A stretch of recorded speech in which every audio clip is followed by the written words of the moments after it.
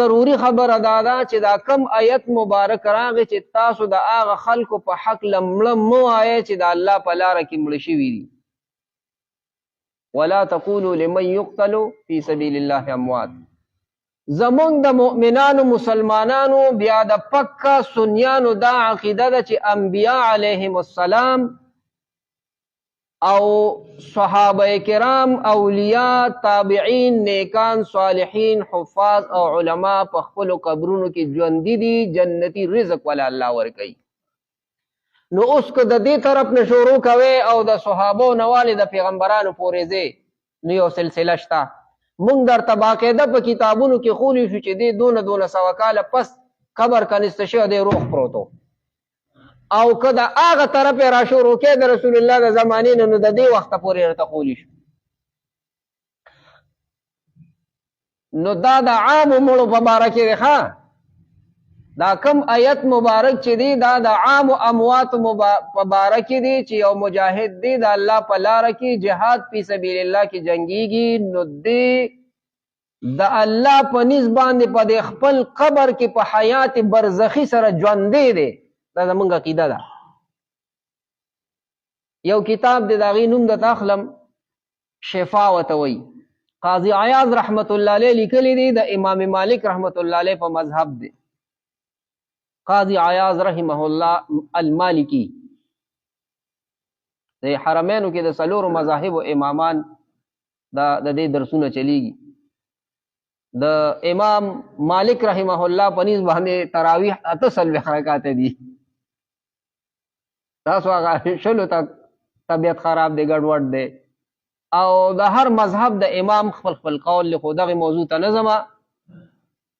داسې خبرې مسائل به تاسو واورئ په د نوې نت میډیا په ذریعه باندې چې په هغې کې به دا مسله تاسو له راشي چې سړی مړ شو او وفات شو، نو د ده سیسټم او سلسله ختمه شو، قبر کې دننه نه بیا عذاب شته، نه راحت شته، نه ثواب شته. دا به تاسو اورېدلي. بلکې د دې عقیدې دپاره خپل یو پروګرام چلیږي. نو تاسو خپل عقیده یاده کې هغه څه کوئ. زمونږ د سني مسلمانانو عقیده ده چې انبیاء علیهم السلام په خپلو قبرونو کې ژوندي دي. حدیث پاک کې راځي شفا شریف کې دا حدیث، یاره دام لږ وګورئ که نه مړه د خدای خاطر وکړئ. د دې دین تقابل وکړئ. دین د نفرت په انداز کې مه بیانوه چې مسلمانان په هغې تار کې او ټوټې ټوټې دې کړه او یو بل سره دې پې مشت او ګریوان کړه چې کوم په یو دسترخوان ناست و نو هغه دې د یو بل بدونه وګرځول. نه، طریقه دا نه ده. ته چې د کم حدیث دپاره تحقیق کوې چې په قبر کې سړی مړ شي او خاورې شي او خټې شي او ګټې شي او کم آیتونه وی، نو د دې مد مقابل نور آیتونه د قرآن پاک کې هغه وګوره لګي. دواړه بیان که که نه بیا به نتیجه په خپله روځي، په خپله به نتیجه روځي او اختلاف به ختم شي. دا څومره فسادات چې دی دا د کم علمۍ د وجې نه چې علم خلکو سره نشته دی، د هغې تدارک نشي کولی، خبره نشي رانیوی په عقلي دلیل سره، په قرآن سره، په حدیث سره. د شهید متعلق راځي او رسول الله صلی الله علیه وسلم فرمایي شفا شریف کې دا حدیث ته بخاری شریف کې شته، صحاح سته نقل کړی دی چې د انبیاء علیهم السلام جسم الله په ځمکه حرام کړی دی. د انبیاء علیهم السلام خو ډېر لوی مقام دی، ډېره لویه مرتبه ده د الله تعالی په نزد، ځکه چې دا په دې مخلوق کې الله چاڼ کړي دي، معصوم دی، د صغیرې او د کبیرې نه پاک دي، پیغمبري صفت دی. د هغې خو ډېر لوی شان دی. د دې خپل دور بره ته داسې خلک وښیم، د دې دور چې فتنې دي او فسادات دي او ځان پکې بچکول ګران دی، داسې خلک مونږ ولیدي چې د هغې قبرونه کنسته شوي دي چې هغه په قبرونو کې ژوندي پراته وو. امانت دي بالکل. ولې بابا دروغ ویلی دي څه چې امانت به د لحد په منځ کې پروت وي. څوک چې اوس امانت په دې دنیا په دې یو شعر باندې خلک پی ایچ ډی کوي او امفل او تحقیقات پې کوي. د رحمان بابا په دې یو شعر امانت به د لحد په منځ کې پروت وي، څوک چې اوس امانت په دې دنیا.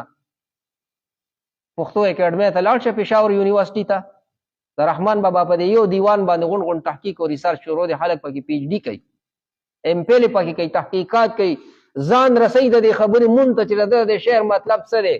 هغه د الله نازولي او د خدای پاک امانتدار خلک چې په دنیا کې روغ اوسېدلي وو، د هغې ژوند او زندګي او حیات یادوي چې څنګه دنیا کې امانت دي، داسې الله تعالی په ځمکه کې امانت ساتلی دي.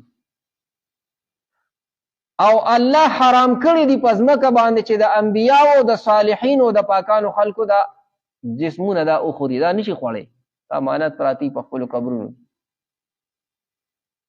مسله باندې پوه شوې که خورې کېږي ګناهګار به خورې کېږي که خورې کېږي فاسق فاجر به خورې کېږي کافر به خورې کېږي مشرک به خورې کېږي یهود نصوارا به خورې کېږي په دې چینجي اخته عذاب بالای عذاب عذاب بالای عذاب او د عقایدو کتابونه چې تاسو ووایې نو په هغې کې دا مسئله زیر بحث ته چې د الله نیکان صالحین حافظ قرآن چې دی دا نه خورې کېږي دی نه خورې کېږي عالم دین نه خورې کېږي صحیح عالم چې د امت اصلاحی کړي امت کې فتنې فسادات نه کو علما حق هم شته اصوم شته ګورې شناخت کوئ ای سړی کیلو کینوا نه لې او درې ځایه تپوس وکړئ چې خواږه پکې کم یو دي ارزان پکې کم یو دي ښه پکې کم یو دي نو هغه بیا والو او د دې تپوس نه کوئ تحقیق نه کوئ ځان نه پوهې کوئ بس هغه یو سایډ دی ون سایډ دی اورېدلې دویم دی بیا نه دی اورېدلې هر کله چې ته یو فساد او یو اختلاف ختمې نو ما تاسو ته بار بار وی د تفسیر په دوره کې دا څه خبرې زمونږ د مقدمه